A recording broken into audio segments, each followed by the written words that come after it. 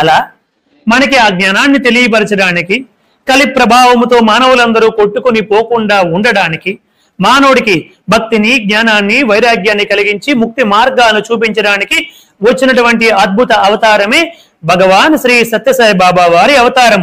స్వస్తి స్త్రీ అక్షయనామ సంవత్సరం, కార్తీక బహుళ తదియ, సోమవారం, ఆర్ధ నక్షత్రం, తులాలగ్న, వృషభ నవాంశలో, ఉషక్కాల బ్రహ్మ ముహూర్తం 5:06 ఉమ్మడి మద్రాసు రాష్ట్రములో, ఆంధ్ర ప్రాంతములో, రాయలసీమలో, అనంతపురం జిల్లాలో, బుక్కపట్నం తాలూకులో పవిత్రమైనటువంటి చిత్రావతి నదీ తీరాన ఉన్నటువంటి పుట్టపర్తనటువంటి చిన్న కుగ్రామములో 1926 నవంబర్ 23వ తేదీ నాడు భగవాన్ శ్రీ సత్యసాయి బాబా వారు రాజుల వంశములో, భారద్వాజ ఋషి గోత్రములో, ఆపస్తంభ సూత్రములో శ్రీమతి ఈశ్వరమ్మ పెద వెంకమరాజుల పుణ్య దంపతులకు అష్టమ గర్భములో అవతరించారు.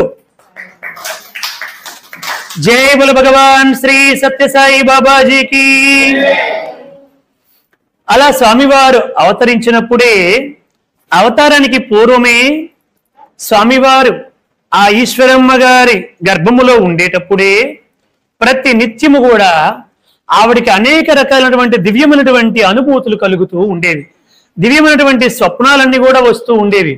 వారి ఇంట్లో ఉన్నటువంటి తంబుర, మద్దెల అవన్నీ కూడా చైతన్య జ్యోతి మ్యూజియంలో పెట్టారు. ఇప్పుడు అవన్నీ వాటంతట అవే మ్రోగుతూ ఉండేవి.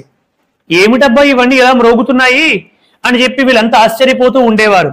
అప్పుడు పెద్దవారు అయినటువంటి కొండమరాజు గారు, అంటే బాబా గారికి తాతగారు అయినటువంటి కొండమరాజు గారు పండితులందరినీ సంప్రదిస్తే అప్పుడు ఆ పండితులు చెప్పారు, మీ ఇంట్లో ఎవరైనా స్త్రీ గర్భవతిగా ఉందా అని అడిగారు. ఇలా అన్ని వాటంతట అవే మోగుతున్నాయండి, తంబుర, మద్దుల అవన్నీ కూడా అని చెప్పంటే గర్భవతిగా ఉందంటే, అవునండి మా కోడలు గర్భవతిగా ఉందని చెప్పంటే, ఆ కోడల గర్భములో పుట్టపోయినటువంటి బిడ్డడు సాక్షాత్తు అవతార పురుషుడైన అయి ఉంటాడు, లేదా భగవత్ సంబంధమైనటువంటి అంశ అయిన అయి ఉంటుంది, లేకపోతే గొప్ప మహానుభావుడని అయి ఉంటాడు. ఆ గర్భస్థ శిశువుని సంతోష పెట్టడానికి దేవతలు అదృశ్య రూపములో వచ్చి వాటిని మ్రోగిస్తున్నారు అని చెప్పారండి. చూడండి, అదృశ్య రూపంలో మ్రోగిస్తున్నారు అని చెప్పారు. చెబితే ఆయన చాలా సంతోషపడ్డారు.